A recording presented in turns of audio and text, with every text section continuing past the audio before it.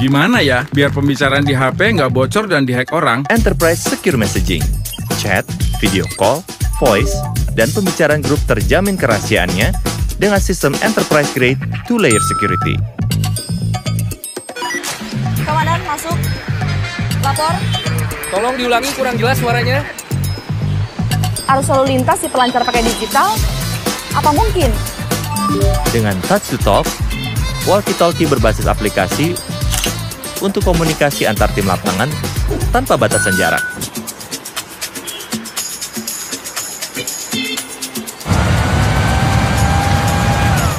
Baik Pak, segera ke sana Pak. Bisa nggak ya dapetin notifikasi data geologi langsung di HP? IoT Smart Monitoring Sensors. Data BMKG dari banjir, gempa, gunung berapi bisa diakses mobile. Jadi bisa ditangani cepat dan tepat. Saatnya melesat dengan digital bersama Telkomsel My Business.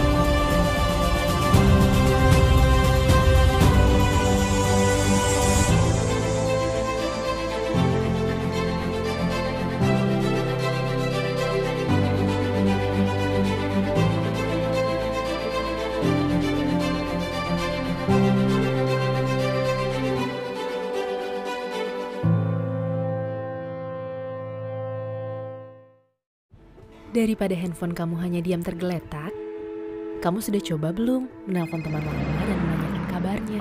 Halo Jaya, lagi pusing soal toko. Pernah nggak bantu posting dagangan baru teman kamu? Pernah coba belanja untuk mereka yang penting buat kamu? Semoga Hari Merdeka di tahun yang sulit ini bukan hanya jadi slogan semata, tapi jadi titik pengingat untuk saling membantu apa yang kita bisa untuk sesama. Kami akan selalu ada bersama kamu dan handphonemu.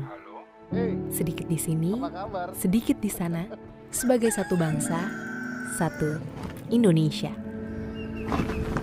Pagi, masker.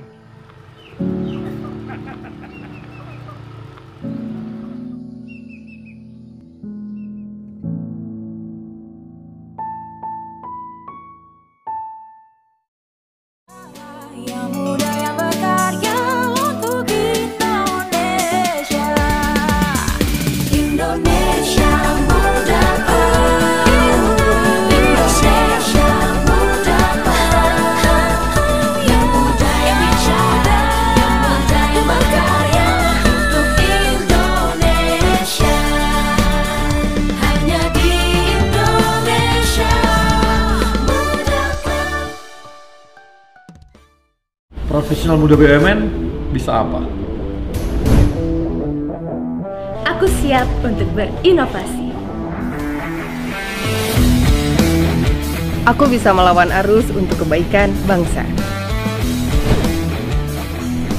Aku bisa membuat perubahan. Aku bisa bekerja dengan jujur dan independen.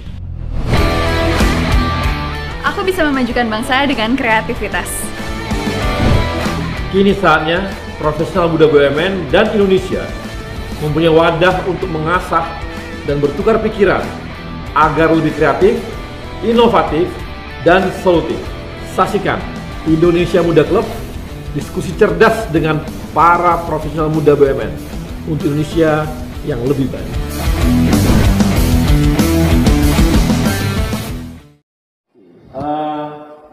Teman-teman, karyawan di BUMN itu ada sekitar 1 juta orang lebih, ya. Dan tidak kurang ada 60% adalah teman-teman dari kaum milenial. Mereka adalah profesional muda untuk mencari sekian ratus ribu orang, di antara sekian ratus ribu orang ini, mencari mana yang berprestasi, mencari orang yang keren gitu ya, atau mencari orang yang punya dedikasi tinggi cukup sulit pastinya, apalagi dari ratusan ribu orang. Tapi kita hari ini mencoba mengilik dan mencari kawan-kawan kita milenial, profesional muda yang keren-keren tadi itu, dan kita akan coba apa sih yang mereka kerjakan, apa karya mereka di BUMN sekarang ini. Dan saat ini saya ditemani oleh 4 narasumber. Yang pertama ada Antonius Alexander Tigor. Antonius ini dia ada dari Master of Law di Queen Mary University di London, kemudian juga Professional Certificate from Stanford University, kemudian co-founder Nusantara Innovation Forum, dan dia sekarang juga di In-House Lawyer of the Year in the Asian Legal dari Thomson Reuters. Nah, kemudian juga ada lagi yang lain, teman saya temannya juga, dan hadir di studio ada Amanda Juliaisa. Bang. Amanda ini adalah Wakil Bendara Umum Ikatan Alumni Program Habibie. Dia adalah juara pertama Humanitarian Project Contest Institute of Electrical and Electronics Engineers. Dia kerja di Telkom Indonesia. Kemudian, nah ini lagi nih, ada yang ketiga, Geta Adinda Kusumaningtyas. Sorry Bang. Geta kerja di Jasa Marga. Betul. Dialah CEO di Walmart Indonesia dan kuliahnya cukup sukses dengan predikat summa cum laude dari Master of Science Columbia University. Waduh, keren banget. Dan terakhir ada di online juga ada Yoga Pratama. Yoga adalah Indonesian Youth Ambassador, kemudian presentator Indonesian Renewable Energy Outlook di forum di Forum Paris. Oke. Tadi inilah sekelumit dari profil kawan-kawan kita. Nah, ini saya mau nanya langsung sama Geta. Geta, ini Anda dikuliahkan oleh perusahaan atau memang kuliah sendiri? LPDP, Bang. Oh, LPDP? Iya. Oh, dari LPDP? Iya, betul. Di S1-nya di mana? S1 saya di Telkom University, dulu namanya masih Institute Management Telkom. Oke, jadi dulu awalnya Telkom ya, kemudian masuk ke masuk ke Columbia. Iya, saya kerja dulu, saya sempat kerja di American Multinational Company, terus saya baru pindah ke Jasa Marga, terus saya cuti belajar. Oke. Baru kamu kok ke Jasa Marga? Jadi saya memang ambil jurusan yang relasinya kuat sama core bisnis Jasa Marga gitu. Oh gitu. Jadi iya. Di jurusan apa di sana? Construction Administration. Kalau di Indonesia familiarnya Project Management atau Construction Management. Oke, jadi larinya ke sana ya. Makanya kamu ke Jasa Marga. Bukan ke perusahaan konstruksi lain. Enggak. Jadi saya memang mau balik ke Jasa Marga. Oh gitu ya. Oke. Iya. Nah, itu pernah tinggal di luar sebelumnya? Belum. Tapi memang hanya sekolah aja gitu ya? Sekolah aja. Dulu tuh nggak pernah ada cita-cita keinginan untuk kerja di global company yang ada di sana gitu, nggak ada? Kalau dari LPDP itu mengharuskan kita untuk kembali, wajib. Ya wajib. Kalau nggak wajib? Memang di awal saya sudah semacam taken kontrak dengan Jasa Marga, jadi Sebetulnya kalau saya nggak mau tekan kontrak juga nggak apa-apa, tapi waktu itu memang saya ambil studi yang memang bisa support bisnis Jasa Marga dan memang udah saya niatkan, jadi saya akan kembali ke Jasa Marga. Jasa Marga. Nah, di Jasa Marga kemarin posisinya langsung bagaimana? Apakah langsung posisi atas, maksudnya di menengah atau dari bawah lagi? Melanjutkan ya, karena saya memang baru balik beberapa bulan yang lalu sih Bang. Oh baru balik. Nah sekarang di Jasa Marga ngerjain apa? Corporate Finance. Tadi dari manajemen project menjadi corporate finance. Iya, kalau di Jasa Marga memang gitu, kita bisa belajar macam-macam gitu. Iya, iya. Tapi kan memang, tapi iya sih ya. Kunci dari perusahaan itu sebenarnya di finance. Ya, darahnya kan di finance. Tahu bagaimana sebuah perusahaan sehat nggak sehat ya di finance. Tahu alurnya sehat bagus atau enggak ya finance. Iya, tahu setuju. alur bisnis ya di finance. Iya. Betul nggak? Iya, betul. Karena yang mengalir tuh cuma duit. Kemana uang mengalir ya, dia tahu kemana. Jadi ya ujung-ujungnya lah finance. Iya. Oke. Nah, sementara kalau Amanda ini dulu kuliah S1 di mana? Di Telkom University. Kebetulan ternyata sama, baru tadi ngobrol juga. Oh gitu, satu angkatan gitu? Aku 2012, Mbak Gita 2009. 2009, kakak kelas berarti. Udah di Telkom University? Telkom University. Kemudian? Aku ada student exchange dulu ke Korea, ke Kumoh, South Korea. Oke, di Korea ngapain? Di sana itu aku tergabung dalam Wireless Emerging Network System. Jadi aku ikut laboratorium exchange di sana. Jadi bisa dibilang selama pembelajaran di sana itu diakumulasi dan dijadikan istilahnya transkrip nilai. Jadi melanjutkan. Jadi waktu itu 3 tahun 3 bulan totalnya kita bisa tetap lulus gitu. Jadi student exchange waktu itu kebetulan aku bisa dibilang perdana tuh waktu itu berangkat. Jadi belum ada programnya, ucuk-ucuk kebetulan alhamdulillah kampus juga suportif ya. Oh jadi bisa berangkat. Seperti double degree gitu atau gimana? Nggak dual degree, tetapi di sana student exchange. Jadi mata kuliah yang diambil di sana itu kebetulan kita matchingkan dengan apa yang belum aku ambil. Jadi dilanjutkan di sana, sisanya baru aku pulang lagi skripsi gitu Bang. Habis dari situ kamu balik dari Korea habis itu? Iya, aku pulang dulu ke Indonesia, terus aku ke Telkom. Kalau waktu di sana kan kita kerjasama sama Samsung Korea kan, kita ada kayak riset lab gitu. Bang, terus skripsi pada saat menjelang skripsi itu kan ngerjain skripsi nggak terlalu lama karena lanjut dari yang Korea. Nah itu barulah ikut mulai kecanduan ikut lomba tuh Bang, gitu. Lomba apa sih? Awalnya itu Institute of Electrical Electronics Engineers, jadi lombanya para engineers dunia gitu. Jadi kayak awalnya sih kayak nggak mungkin menang gitu ya Bang ya, kayaknya kan pasti banyak yang lebih jago-jago dong gitu. Nah ternyata berkelanjutan dapat kesempatan menang, juara 3 besar Asia Pasifik, juara 1 worldwide, dan akhirnya wah senang nih ngumpulin teman-teman karena kita bergrup tuh Bang. Jadi para engineers muda yang mau bikin sesuatu untuk lingkungan dan akhirnya join di Telkom. Salah satu waktu itu juga ketemu sama salah satu direktur Telkom waktu itu bilang jangan berkolaborasi di kampus atau jangan berkolaborasi di pekerjaan lain dong, kalau bisa bersumbangsi ke negara kenapa nggak ke Telkom aja gitu.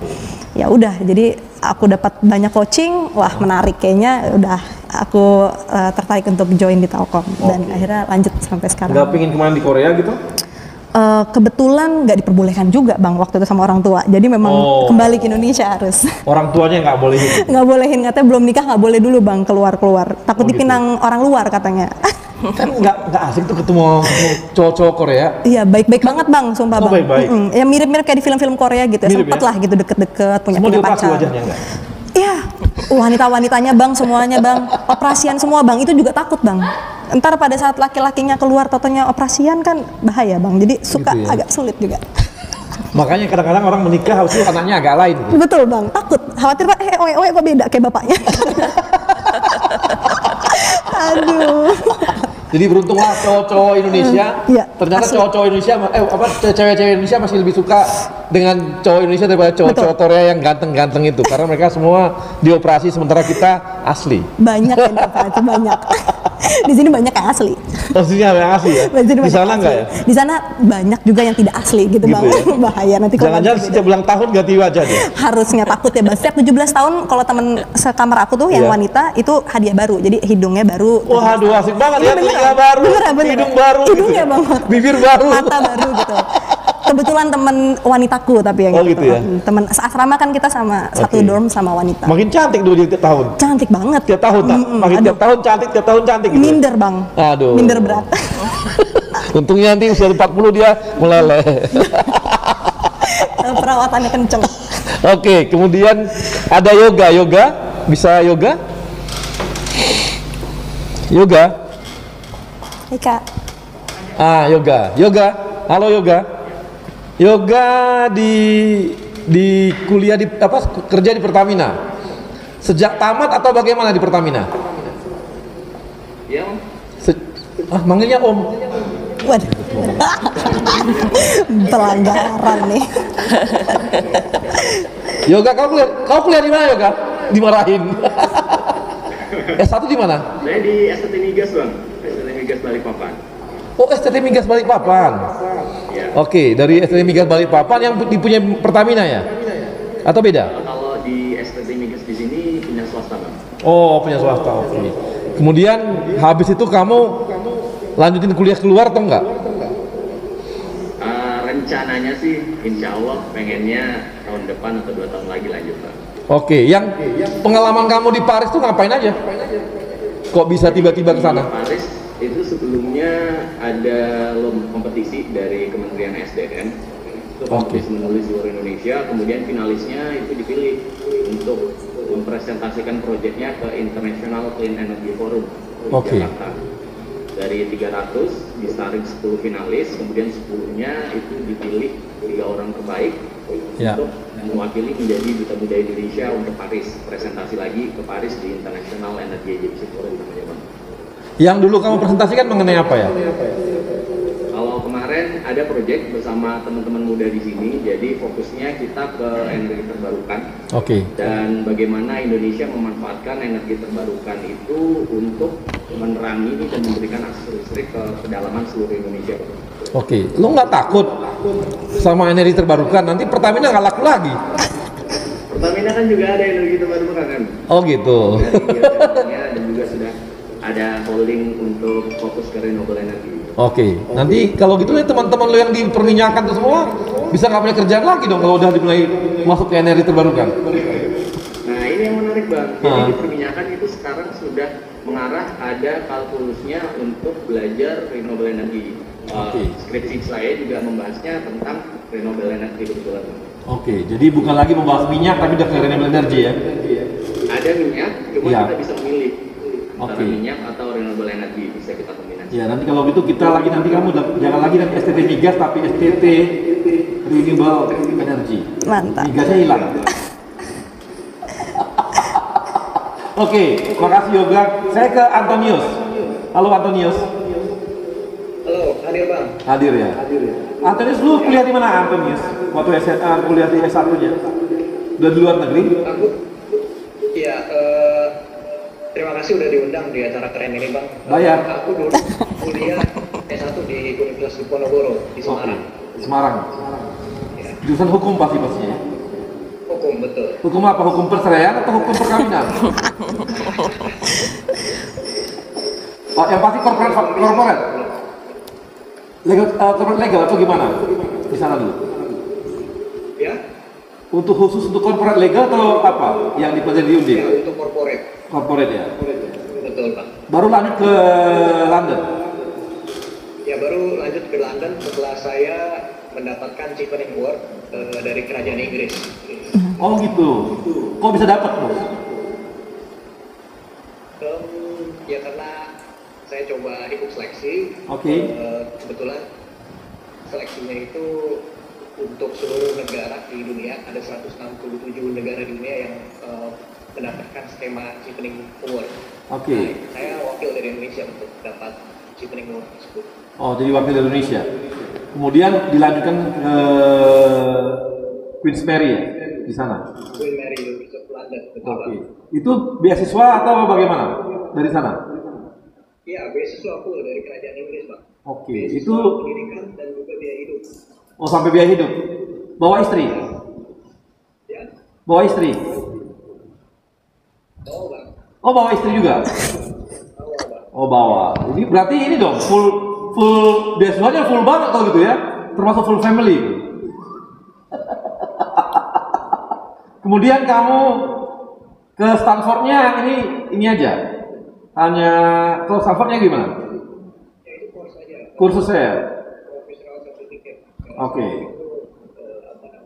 Lebih kepada saya bekerja di Telkomsel, saya butuh kebetulan sudah jalan 12 tahun di Telkomsel kerja, saya melihat pengembangan diri dalam bidang manajemen.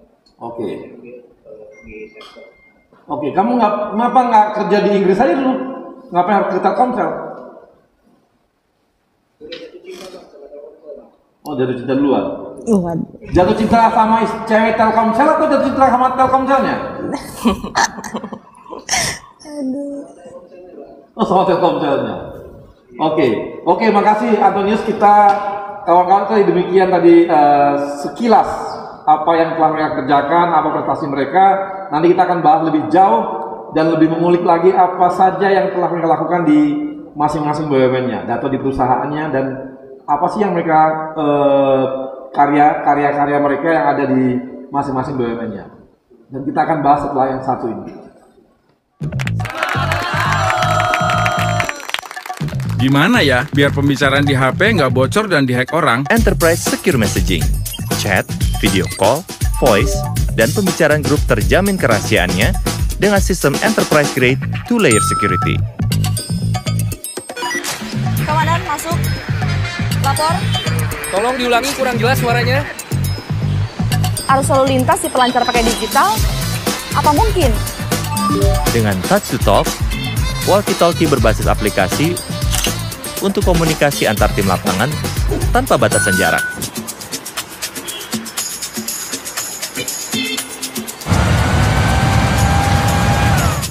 Baik Pak, segera ke sana Pak. Bisa nggak ya dapetin notifikasi data geologi langsung di HP? IoT Smart Monitoring Sensor. Data BMKG dari banjir, gempa, gunung berapi bisa diakses mobile. Jadi bisa ditangani cepat dan tepat. Saatnya melesat dengan digital bersama Telkomsel My Business.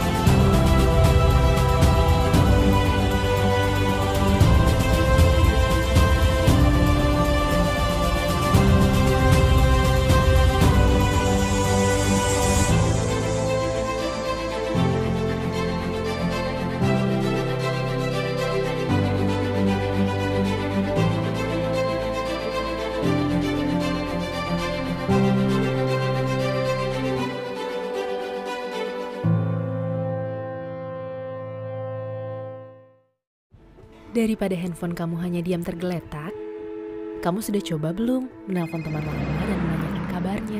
Halo Jaya, lagi pusing soal toko. Pernah nggak bantu posting dagangan baru teman kamu? Pernah coba belanja untuk mereka yang penting buat kamu? Semoga Hari Merdeka di tahun yang sulit ini bukan hanya jadi slogan semata, tapi jadi titik pengingat untuk saling membantu apa yang kita bisa untuk sesama. Kami akan selalu ada bersama kamu dan handphonemu. Sedikit di sini, sedikit di sana, sebagai satu bangsa, satu Indonesia. Pagi, masker.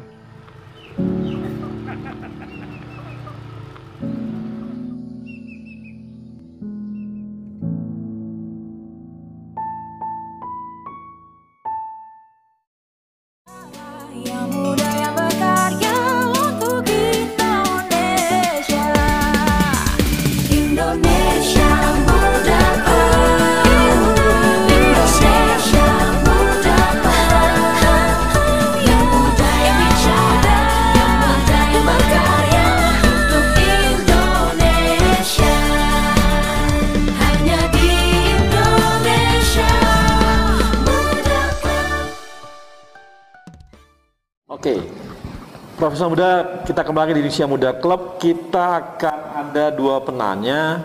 Yang pertama silakan, siapa? Idam. Ya, Idam. Halo Idam.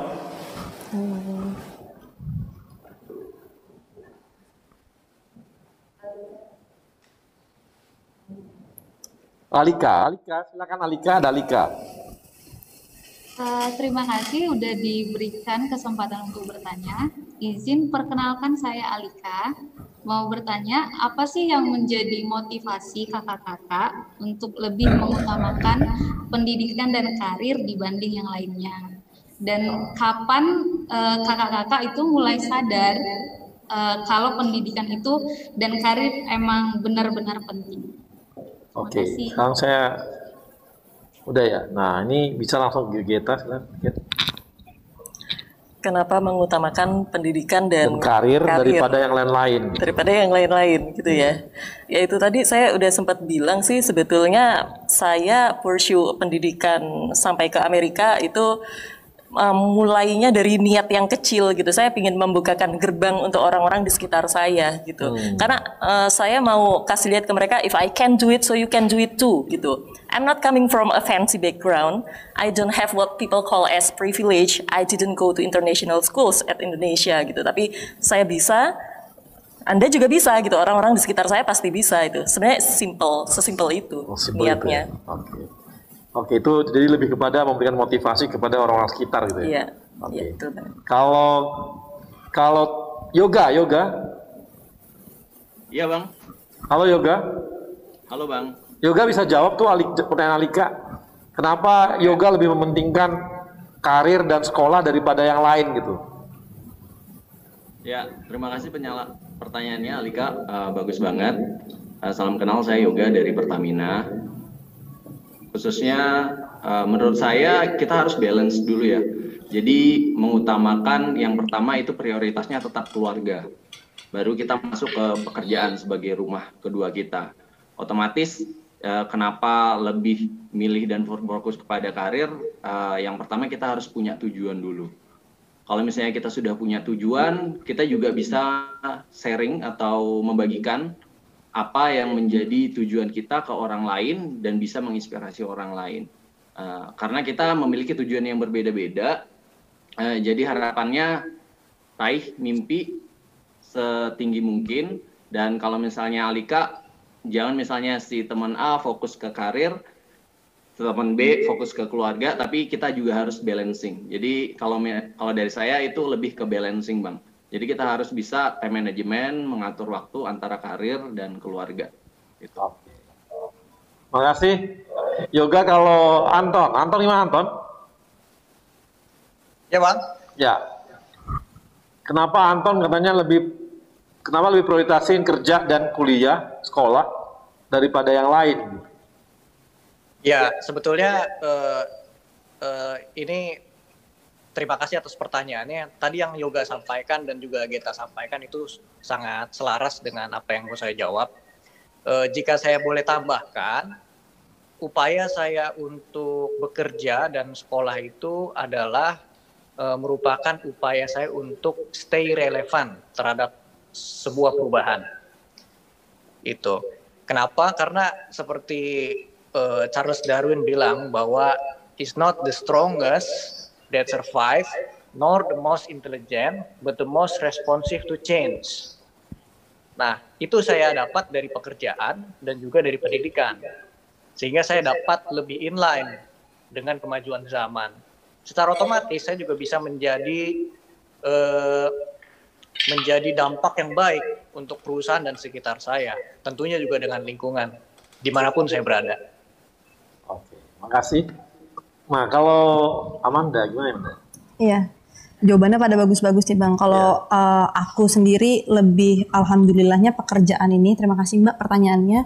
Untuk aku sendiri lebih melihat kebetulan pekerjaan yang aku lakukan sekarang ini sesuai dengan minat aku gitu, Women in Tech, Ladies in Technology. Makanya kita saling berkumpul nih. Jadi after office biasanya justru kita malah kumpul bareng nih sama teman-teman BUMN, sama teman-teman sesama kolega lah ya gitu. Jadi bisa dibilang nggak kerasa tuh Bang, nggak kerasa kayak cuman kerja doang gitu Bang. Jadi bahasan-bahasan tadi tentang data-data tadi lah. Jadi wah kayak kesannya regulasi-regulasi. Nah itu kita bahas biasanya jadi obrolan after office. Jadi menurut aku bisa dibilang kebetulan priority utamanya pastinya untuk memberikan sumbangsih terbaik bagi sekitar ya kan, baik itu bagi keluarga, perusahaan ataupun masyarakat. Tetapi kebetulan sekali sejalan dengan apa yang disuka, dan kebetulan di lingkungannya itu teman-teman BUMN ini mostly 60% anak-anak generasi milenial ya. Kita after office juga ngomonginnya itu, jadi kerasa kayak nongkrong, have fun bareng, tapi ngomonginnya juga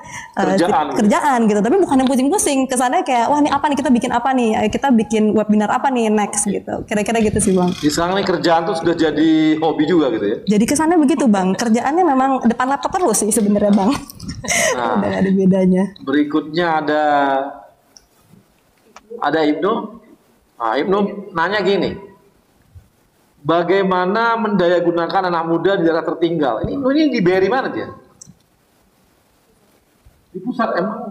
Oke, ini tadi ada teman-teman yang memang lagi memberdayakan untuk di daerah-daerah tertinggal. Tadi seperti yoga. Yoga gimana yoga? Ya Bang, benar banget. Siapa ya tadi yang nanya ya Bang? Tadi ada namanya Ibnu dari BRI. Kira-kira bagaimana memberdayakan anak muda yang tertinggal, di daerah tertinggal? Benar sekali Bang. Salah satu proyek yang kami lakukan dari tahun 2017 sampai 2020 sekarang itu adalah nama programnya Berbagi Terang yang diinisiasi sama salah satu NGO Rawekara Indonesia. Kebetulan pada saat itu kami bersama Pertamina itu jadi campaigner dan penanggung jawabnya Bang untuk memberikan akses listrik ke pedalaman. Tapi kita harus tahu dulu gimana kondisi anak-anak pedalaman, karena kalau yang saya alami khususnya di pedalaman Kalimantan, suku Dayak Punan, mereka itu bahkan baca tulis saja itu belum bisa Bang. Artinya untuk memberdayakannya kita juga harus paham dulu bagaimana kondisi baik dari geografis, kondisi pendidikan di sana. Ketika kita sudah survei, kita sudah research atau riset, kita bisa mulai memecahkan masalah nih. Kalau misalnya di sana pada saat itu kita tidak hanya membagikan lampu, tapi juga ada namanya sekolah adat. Jadi kita memberikan pemahaman untuk mengenalkan dulu nih bahasa Indonesia dan bagaimana cara berhitung. Otomatis ketika mereka masuk ke dunia luar, misalnya paling luar ke kotanya, kalau misalnya di Kalimantan Utara itu kota Tarakan, mereka tidak gampang dibodohi atau paham mengenai cara berhitung dan cara membaca. Jadi mereka bisa mulai bersaing. Nah, ketika itu mulai kita level up lagi, kita tingkatkan lagi ke pendidikan selanjutnya. Jadi yang pertama untuk memberdayakannya kita bisa mulai lihat kondisi geografisnya dan bagaimana keadaan masyarakat sana, baru kita bisa mulai membuat program-program. Program-programnya kecil-kecil saja, mulai dari seperti sekolah adat maupun program-program pengetahuan sharing seminggu sekali yang relevan dengan pekerjaan mereka nantinya. Gitu Bang. Oke, terima kasih Yoga. Jadi teman-teman dari kawan-kawan profesional muda, tadi udah bisa lihat bahwa dari tadi kita bicara dari awal sampai akhir, kita bisa lihat bahwa kawan-kawan kita ini ternyata pada umumnya adalah orang-orang yang bisa membalancing hidupnya gitu. Ada yang dia membalancing antara pekerjaan, pendidikan, keluarga, suami, ada anak dan sebagainya gitu ya. Ada juga yang membalancing antara bisa membangun pertemanan komunitasnya, malah menghubungkan dengan pekerjaannya, diskusi-diskusinya pun berhubungan dengan pekerjaan, tapi itu mereka anggap bukan lagi sebuah pekerjaan itu bukan lagi sebuah beban gitu, tapi sebuah hobi bagi mereka, dan itu udah bagian dari hidup mereka gitu. Kemudian ada lagi kawan-kawan kita di samping mereka juga bekerja di pekerjaannya, kemudian mereka juga balancing dengan keluarga, balance dengan pertemanan, atau malah ada juga yang malah punya ruang-ruang besar untuk mengabdi di masyarakat lepas dari pekerjaan intinya gitu. Jadi Ini banyak banget ya kita bisa dapatkan inspirasi-inspirasi dari kawan-kawan kita ini, dan yang hebat lagi mereka rata-rata adalah orang-orang yang spesifik dengan ilmunya gitu. Punya pengetahuan yang ke depan, yang maju gitu ya. Tadi ada punya pengetahuan mengenai data center gitu ya, yang memang ke depan itu dibutuhkan betul gitu ya. Ada juga yang belajar mengenai legal pun ternyata berkembang juga, tidak terpatok pada yang lama dulu gitu ya. Ya legal, corporate legalnya adalah berhubungan dengan tanah, dengan ya perdata dan sebagainya gitu. Ini enggak gitu, ada juga terus ke digital gitu. Tadi ada juga yang berhubungan dengan renewable energy gitu ya, atau juga dengan finance, tapi finance-nya berpikir untuk proyek lebih besar, tidak hanya melihat dari satu sisi sebagai finance itu, tapi melihat dari perkembangan wilayah dan hubungannya seperti perkembangan sebuah infrastruktur gitu. Ini adalah hal-hal yang menarik yang kita dapatkan dari kawan-kawan kita milenial hari ini, dan saya merasa tidak rugi untuk mengundang mereka karena banyak sekali inspirasi yang kita dapatkan dari kawan-kawan kita ini. Dan untuk itu saya juga mengucapkan terima kasih kepada sponsor kita, Telkomsel, Jasa Marga, Kereta Api Indonesia, Aspindo, dan tidak lupa kepada Yayasan BUMN. Dan kepada teman-teman Fresh Muda, tetap semangat, kita akan terus berkembang. BUMN akan mengalami sebuah proses transformasi. Pak Menteri kita, Pak Erick Thohir, mempunyai sebuah kerangka besar membangun BUMN, dan kalau kawan-kawan tetap melihat perkembangan di Indonesia Muda Club, kawan-kawan akan bisa melihat juga apa sebenarnya visi misinya Pak Erick Thohir menjabat sebagai menteri dan mengembangkan BUMN dalam mentransformasikan BUMN-nya. Dan kita akan ketemu lagi setelah nantinya Indonesia Muda Club di episode berikutnya. Dan tetap bersama saya, Arya Sinulinga. Gimana ya biar pembicaraan di HP nggak bocor dan dihack orang? Enterprise Secure Messaging, chat, video call, voice, dan pembicaraan grup terjamin kerahasiaannya dengan sistem enterprise grade 2-layer security. Komandan, masuk. Lapor. Tolong diulangi, kurang jelas suaranya. Arus lalu lintas di pelancar pakai digital? Apa mungkin? Dengan Touch to Talk, walkie-talkie berbasis aplikasi untuk komunikasi antar tim lapangan tanpa batasan jarak.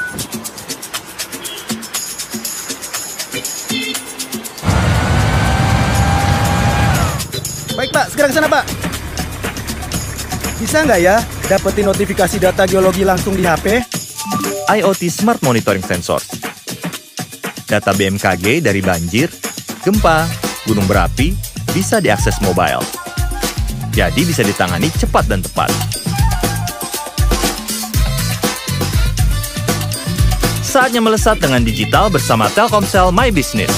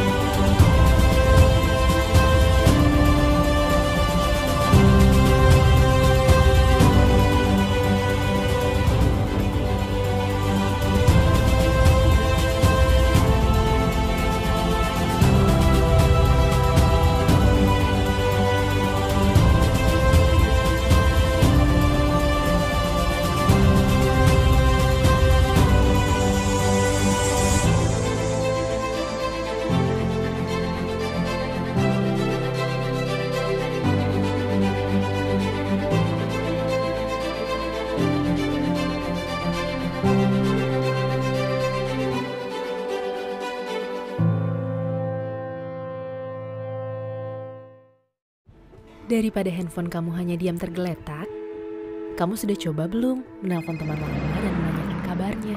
Halo Jaya, lagi pusing soal toko. Pernah nggak bantu posting dagangan baru teman kamu? Pernah coba belanja untuk mereka yang penting buat kamu?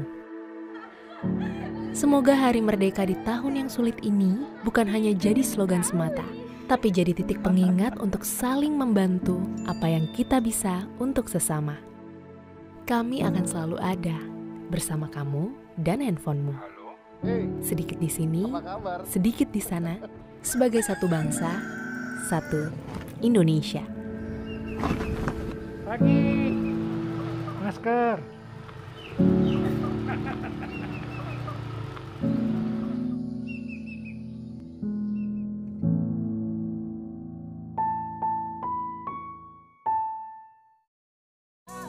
Yang muda yang berkarya untuk Indonesia.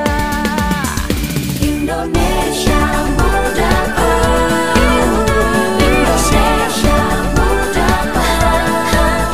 Yang muda yang bicara, yang muda yang berkarya untuk Indonesia. Hanya di Indonesia muda. Ya.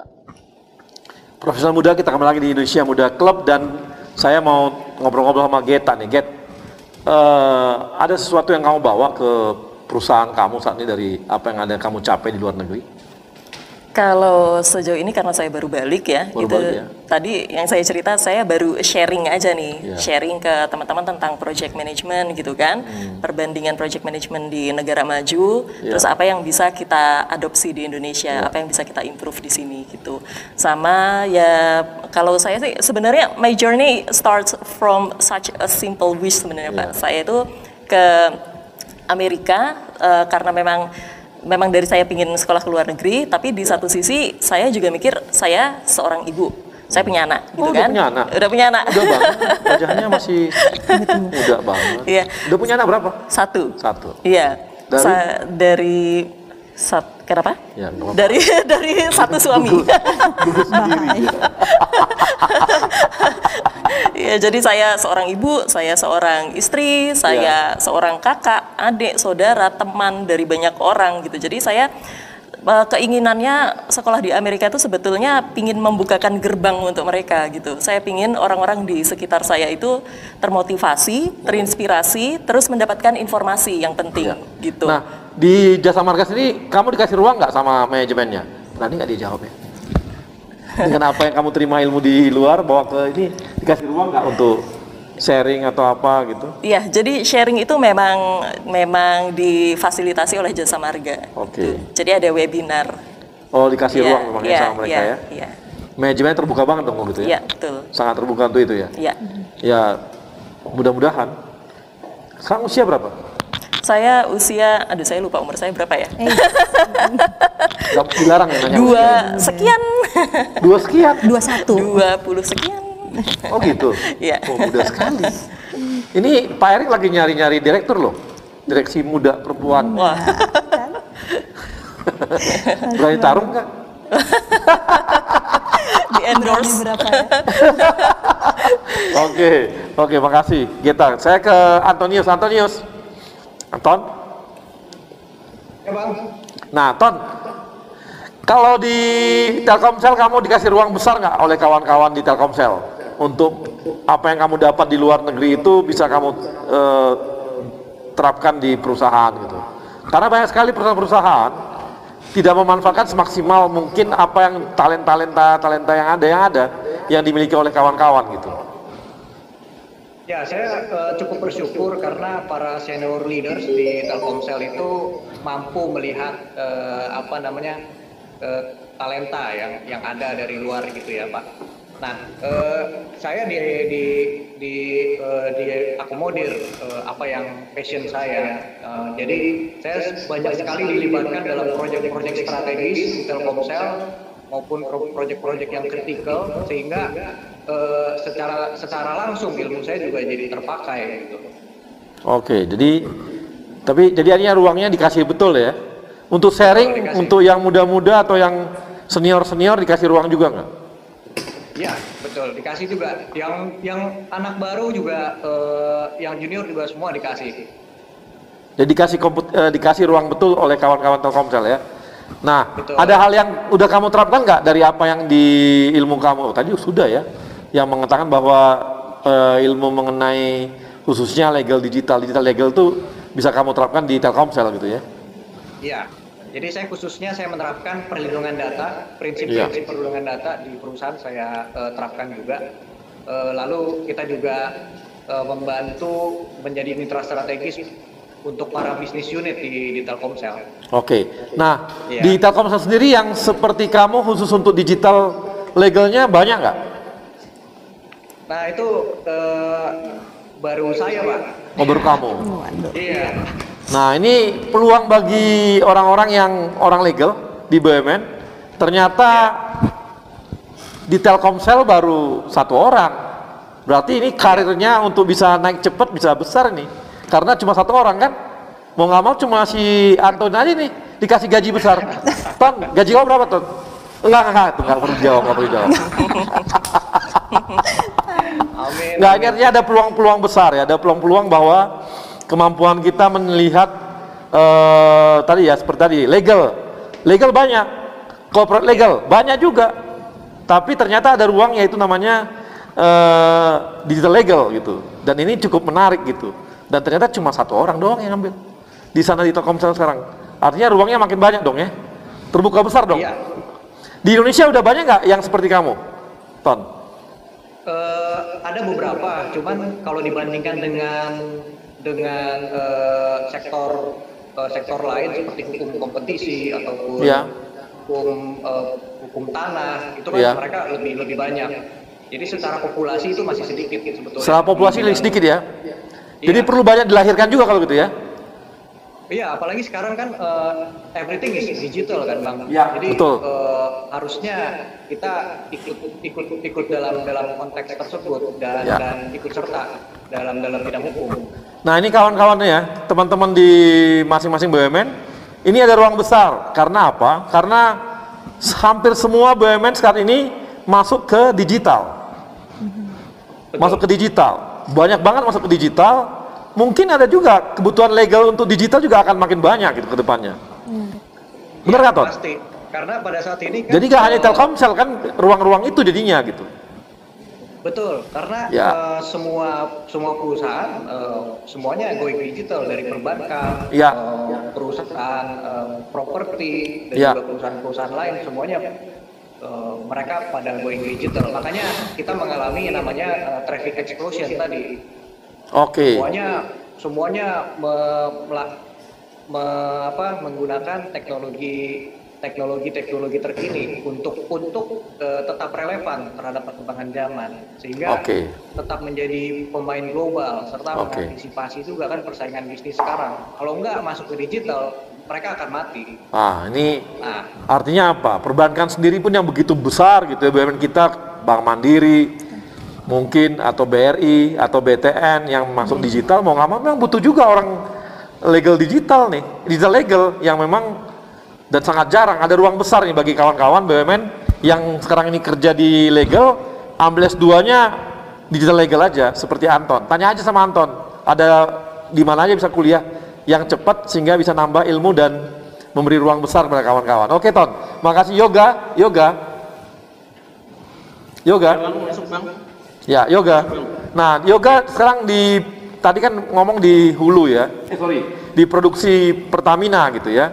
Dan memang tadi kuliah fokus ke renewable energy. Nah, ini untuk kamu mengimplementasikan ataupun memberi ruang atau juga hal-hal yang berhubungan dengan renewable energy di Pertamina, di luar dari komunitas ada nggak yang kamu perjuangkan supaya kamu bisa berperan di sana gitu? Ya, sebelumnya kalau di Pertamina, alhamdulillah ruang-ruang itu juga cukup terbuka lebar banget. Kami juga bekerja sama dengan beberapa teman di rekan-rekan di bidang communication and relation. Jadi communication and relation sering sekali melibatkan kami ke dalam kegiatan-kegiatan eksternal maupun internal. Dalam kegiatan eksternal itu kita juga mengedukasi nggak hanya rekan-rekan internal dari dalam Pertamina, rekan-rekan milenial Pertamina, tapi rekan-rekan muda di luar. Salah satunya beberapa waktu lalu juga ikut ke salah satu proyek BBM satu harga di Kalimantan Tengah. Kita juga mengedukasi anak-anak pedalaman mengenai tidak hanya Pertamina tapi juga renewable energy itu sendiri juga, Bang. Oke, ini saya mau informasikan juga mungkin ke Yoga juga ya. Kemarin baru disampaikan oleh Pak Erick Thohir, Pak Menteri kita, kalau sekarang ada transformasi energi. Sekarang Pertamina itu diminta menghitung kapan kira-kira energi fosil itu akan habis. Harus diperkirakan kapan habis dan kapan proses-proses mulai renewable energy akan masuk. Kita akan punya 3 itu sekarang, nanti ketiganya tahapannya ada yang namanya energi fosil, kemudian ada yang pakai EV battery, Pertamina juga masuk. Yang ketiga ada yang namanya masuk ke renewable energy. Apalagi kabarnya di mana, di Thailand itu saya lupa, kalau energi solar itu sekarang sudah harganya sangat murah, lebih murah daripada yang dijual oleh kawan-kawan PLN. Betul sekali, Bang. Benar nggak, Yoga? Bahkan pada saat saya ke Paris itu juga mengunjungi salah satu perusahaan, kalau di sana disebut BUMN-nya juga, namanya itu EDF atau bahasa Perancisnya Electricité de France. Itu salah satu perusahaan penghasil, mungkin sekarang tahun lalu dia 75% nuklir, tapi di 2025 dia akan meningkatkan fokusnya ke 50% renewable energy dan 50% nuklir. Artinya apa? Perusahaan-perusahaan di level dunia ini juga sudah melihat potensi renewable energy. Bahkan di Perancis pun itu sudah diterapkan ke mobil-mobil. Kalau misalnya di Indonesia ada Gojek atau GrabCar, di sana juga ada, Bang, EV vehicle-nya yang bisa disewa langsung oleh masyarakat di Perancis dan khususnya di Kota Paris. Karena di Kota Paris juga salah satu dimulainya Paris Agreement atau perjanjian Paris yang berfokus untuk mengurangi emisi global dan perbanyak penggunaan renewable energy. Ya, ini memang apalagi kan sekarang gini ya. Dulu kan orang pengen baterainya cepat diisi gitu ya. Jadi kecepatan energi baterai cepat. Tapi ternyata sekarang dengan nyewain baterai bisa 12 jam pun nggak apa-apa kan. Artinya bahannya nggak perlu sampai teknologi tinggi. Ini di Cina juga terjadi nih. Kabarnya begitu kan? Betul, Bang. Bahkan di Autoliv pada saat kami site visit bersama teman-teman Kementerian SDM, mereka sudah mengembangkan kalau biasanya electric vehicle itu di charge 12 jam atau 6 jam, mereka sudah menyiapkan untuk di charge bersaing untuk tenaga fosil yaitu hanya 3 detik sampai 2 detik, Bang. Sudah di charge. Ya. Kamu nggak pengen pindah karena perusahaannya Pertamina yang ngurusin itu? Insya Allah, Bang. Insya Allah. Iya, karena nanti Inalum akan joint venture dengan Pertamina. Buat itu. Kenapa, Bang? Ada Inalum. Oh iya. Main ID akan joint venture dengan Pertamina bikin EV battery tadi gitu. Betul, Bang. Kamu minta pindah aja sekarang, cepet-cepet. Iya. Yok, kamu minta pindah aja sama bos kamu. Pindah ke renewable energy gitu. Atau ke EV battery. Daripada di migas mulu. Iya, Bang. Betul, Bang. Insya Allah, Bang. Karena di Pertamina juga sudah dibentuk holding untuk salah satu di holding renewable energy, Bang. Itu juga salah satu fokusnya ke Pertamina untuk mengembangkan renewable energy khususnya di Indonesia. Ya, ini juga bagi teman-teman di Pertamina atau yang lainnya atau di PLN, ruang kita sangat besar untuk masuk ke renewable energy dan EV battery sekarang ini. Dan ini peluangnya untuk anak-anak muda BUMN untuk masuk ke sana juga. Karena ini membutuhkan orang-orang yang paham atau juga orang-orang yang mau bekerja. Ini kawan-kawan milenial yang bisa masuk. Karena ini kabarnya kita sudah bekerja sama dengan China dan Korea untuk membuat EV battery. Sementara untuk renewable energy ada tambahan lagi nantinya gitu. Ini kan ruang-ruang besar yang bisa dikerjakan dan dikejar oleh kawan-kawan, tidak terjebak pada pekerjaan yang ada sekarang gitu. Karena kita akan berpindah ke renewable energy dan ke EV battery. Dan akan melupakan energi fosil, kan lebih sehat dan lebih bagus gitu. Ya nggak, Yoga? Nanti saya minta ngomong sama bos kamu deh, supaya kamu dipindahkan. Lu kok saya ngomong ya? Sorry, Yok, ini bercanda doang nih.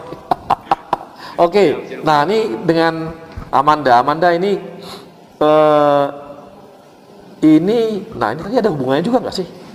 Ada humanity dan project kontes. Ada. Jadi kebetulan Humanitarian Project Contest itu kita bangun untuk di rural area, Bang. Rural area waktu itu di Pulau Mapor. Lalu yang kedua kita bikin di Wonogiri gitu, Pak. Waktu pada saat di sana kita bikin wireless sensor network. Nah, wireless sensor network itu pilot project. Jadi kita membantu para nelayan bagaimana kira-kira melihat presisi waktu itu kira-kira yang banyak ikan itu di mana gitu. Nah, itu pakai digital image processing saat itu karena waktu itu aku ngambil penjurusan tentang image processing, tentang signaling. Jadi di telekomunikasi ada network, transmisi dan juga signaling. Aku ambil di signaling. Lalu di sana menarik tuh untuk di develop bareng dan kebetulan di rural area ya pastinya tadi ya energinya terbatas gitu, makanya kita pakai panel surya dan di setiap proyek kita bikin inisiasinya itu adalah selalu ada panel suryanya, Bang, karena bisa dibilang kebutuhan listrik di setiap masyarakat itu pastinya masih sangat amat dibutuhkan, dan pada saat di sana kita bawakan panel suryanya, kita bikin approach untuk wireless sensor networknya, jadi menarik sebenarnya.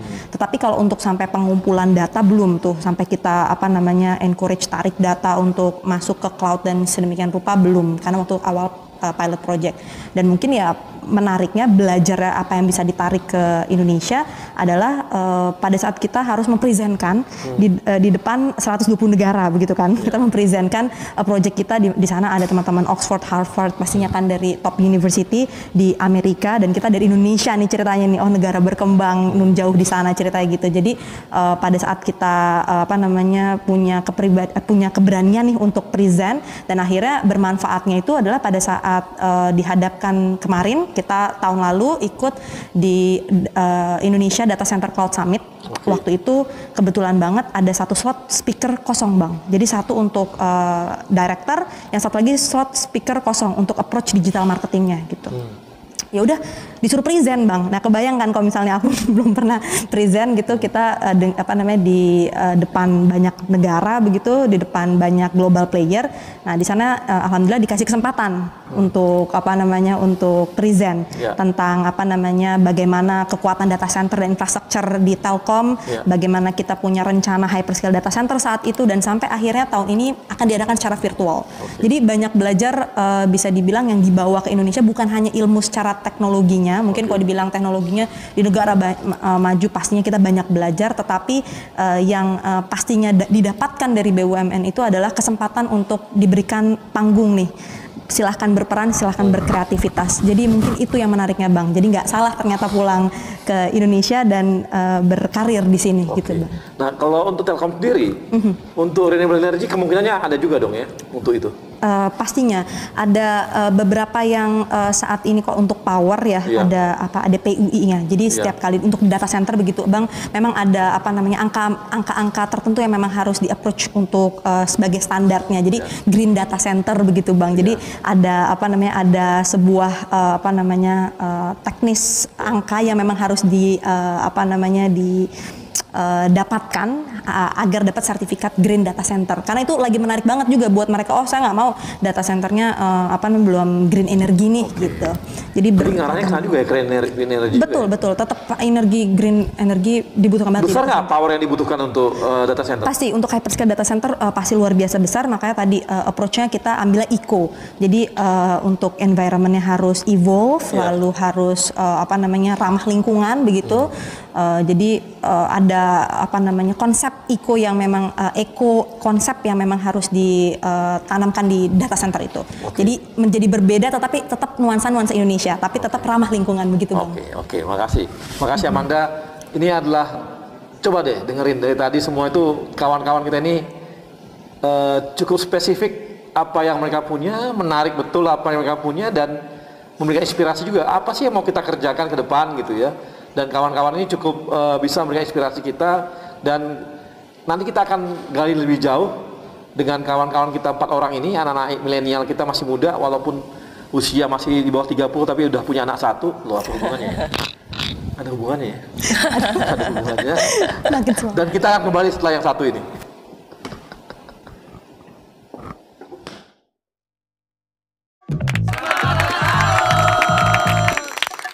Gimana ya biar pembicaraan di HP nggak bocor dan dihack orang? Enterprise Secure Messaging, chat, video call, voice, dan pembicaraan grup terjamin kerahasiaannya dengan sistem enterprise grade 2-layer security. Komandan, masuk. Lapor. Tolong diulangi, kurang jelas suaranya.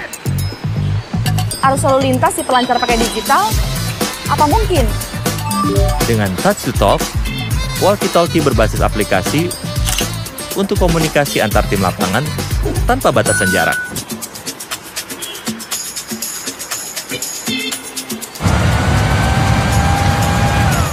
Baik Pak, segera ke sana Pak. Bisa nggak ya dapetin notifikasi data geologi langsung di HP? IoT Smart Monitoring Sensors. Data BMKG dari banjir, gempa, gunung berapi bisa diakses mobile. Jadi bisa ditangani cepat dan tepat. Saatnya melesat dengan digital bersama Telkomsel My Business.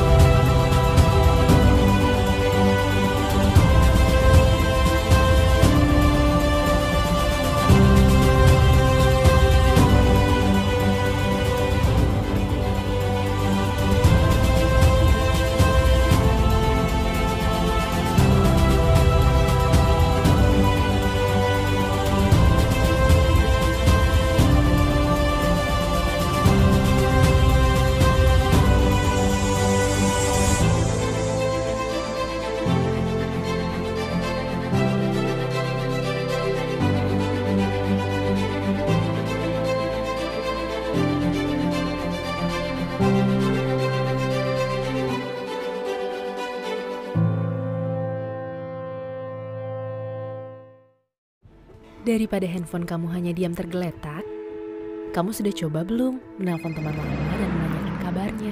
Halo Jaya. Lagi pusing soal toko. Pernah nggak bantu posting dagangan baru teman kamu? Pernah coba belanja untuk mereka yang penting buat kamu?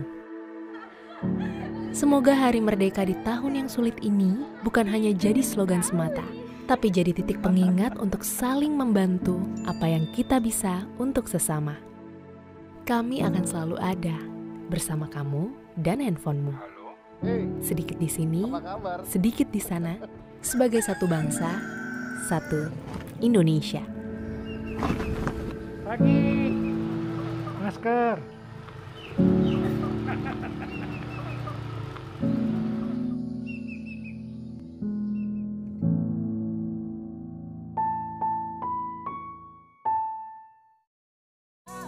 Yang muda yang berkarya untuk Indonesia.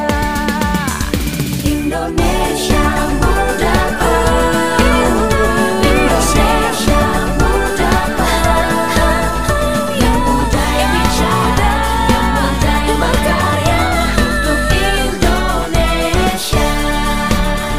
Hanya di Indonesia muda.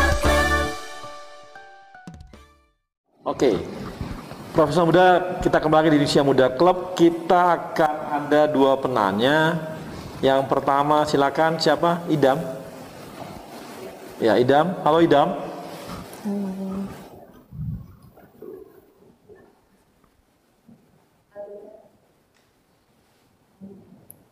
Alika, silakan Alika, ada Alika.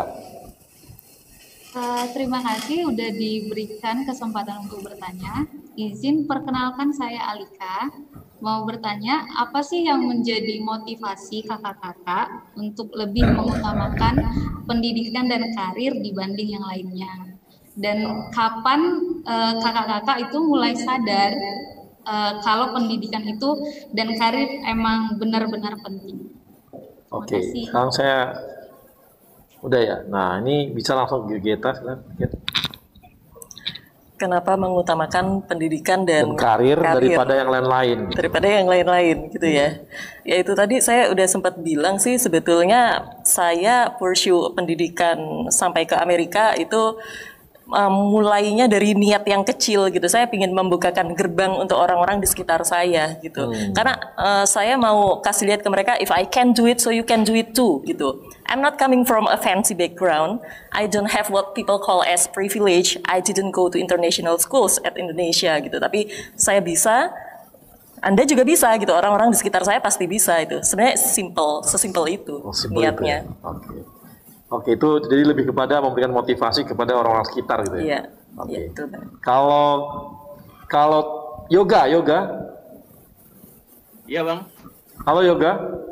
Halo, Bang. Yoga bisa jawab tuh pertanyaan Alika. Kenapa yoga lebih mementingkan karir dan sekolah daripada yang lain gitu? Ya, terima kasih pertanyaannya Alika. Bagus banget. Salam kenal, saya Yoga dari Pertamina. Khususnya menurut saya kita harus balance dulu ya. Jadi mengutamakan yang pertama itu prioritasnya tetap keluarga. Baru kita masuk ke pekerjaan sebagai rumah kedua kita. Otomatis kenapa lebih milih dan fokus kepada karir?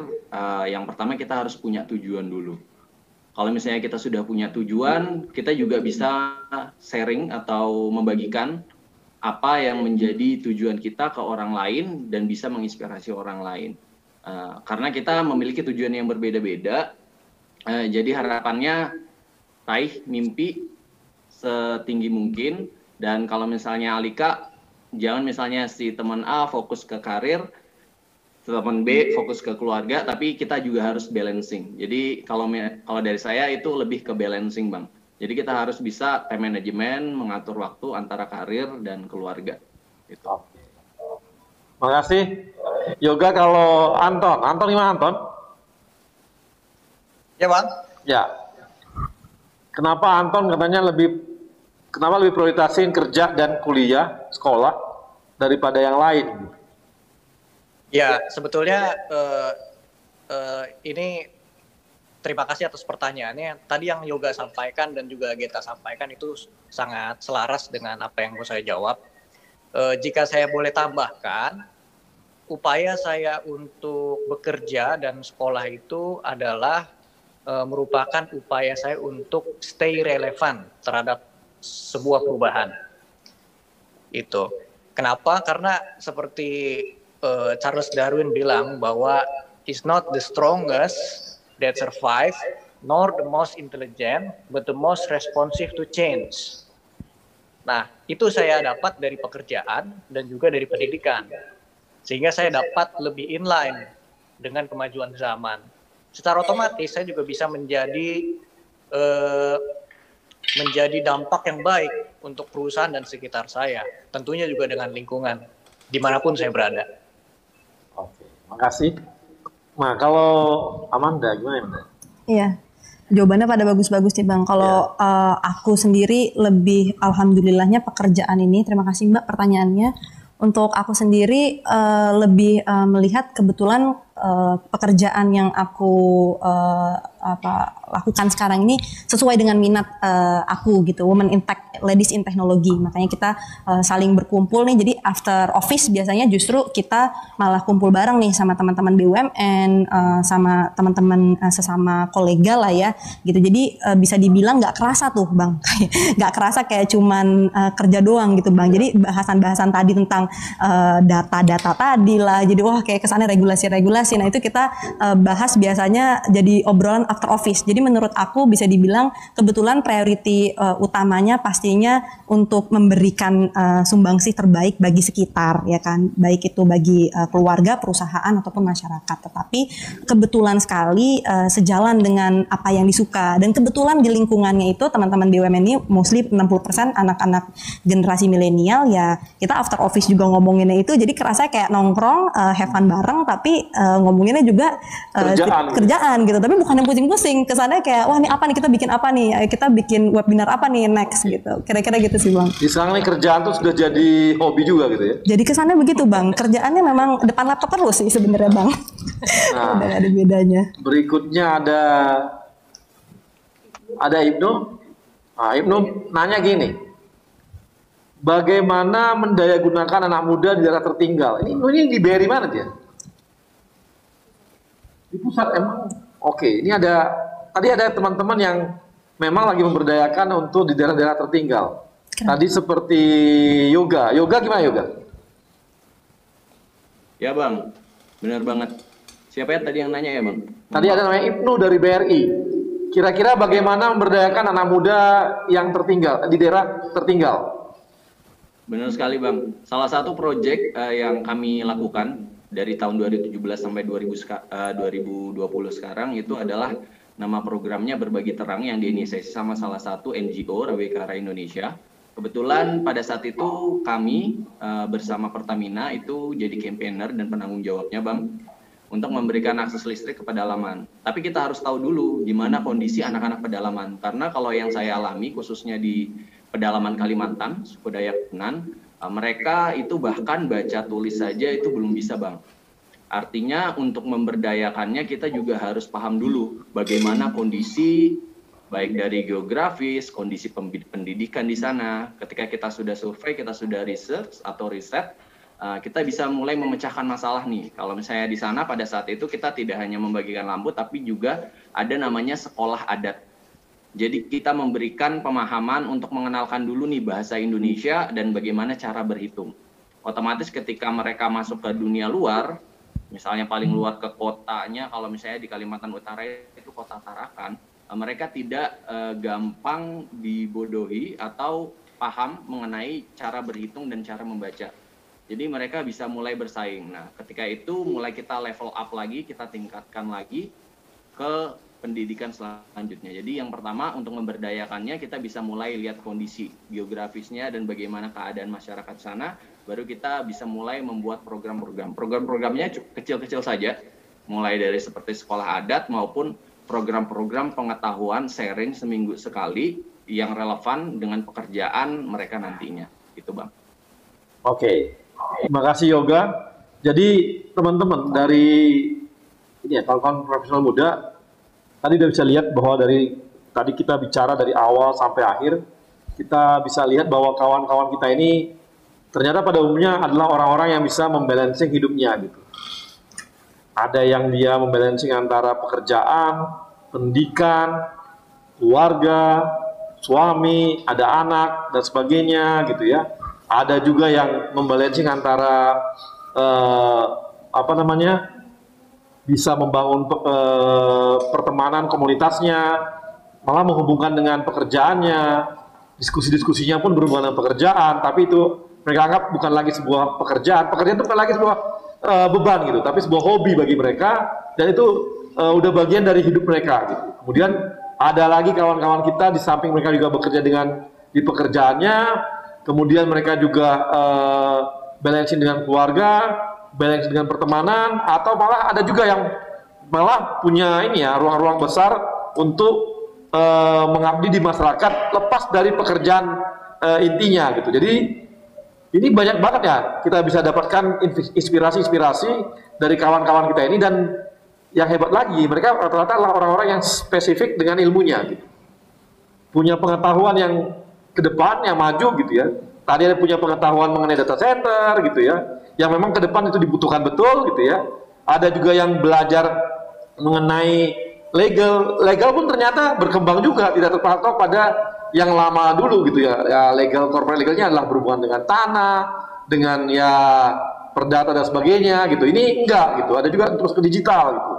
Tadi ada juga yang berhubungan dengan renewable energy gitu ya, atau juga dengan finance, tapi finance-nya berpikir untuk proyek lebih besar, tidak hanya melihat dari satu sisi sebagai finance itu, tapi melihat dari perkembangan wilayah dan hubungannya seperti perkembangan sebuah infrastruktur gitu. Ini adalah hal-hal yang menarik yang kita dapatkan dari kawan-kawan kita milenial hari ini, dan saya merasa tidak rugi untuk mengundang mereka karena banyak sekali inspirasi yang kita dapatkan dari kawan-kawan kita ini. Dan untuk itu saya juga mengucapkan terima kasih kepada sponsor kita, Telkomsel, Jasa Marga, Kereta Api Indonesia, Aspindo, dan tidak lupa kepada Yayasan BUMN. Dan kepada teman-teman Fresh Muda, tetap semangat, kita akan terus berkembang, BUMN akan mengalami sebuah proses transformasi.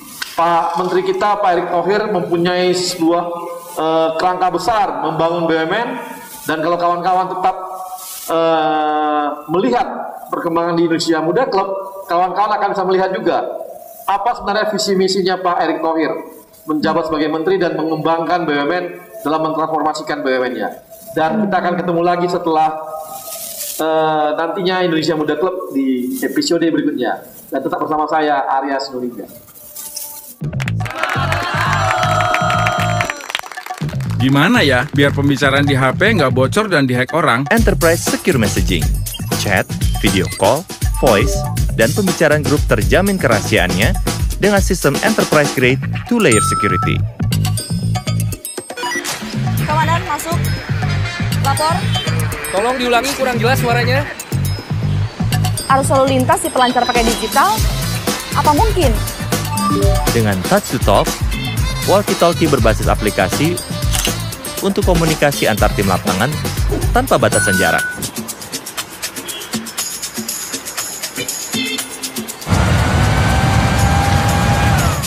Baik Pak, segera ke sana Pak. Bisa nggak ya dapetin notifikasi data geologi langsung di HP? IoT Smart Monitoring Sensors. Data BMKG dari banjir, gempa, gunung berapi bisa diakses mobile. Jadi bisa ditangani cepat dan tepat. Saatnya melesat dengan digital bersama Telkomsel My Business.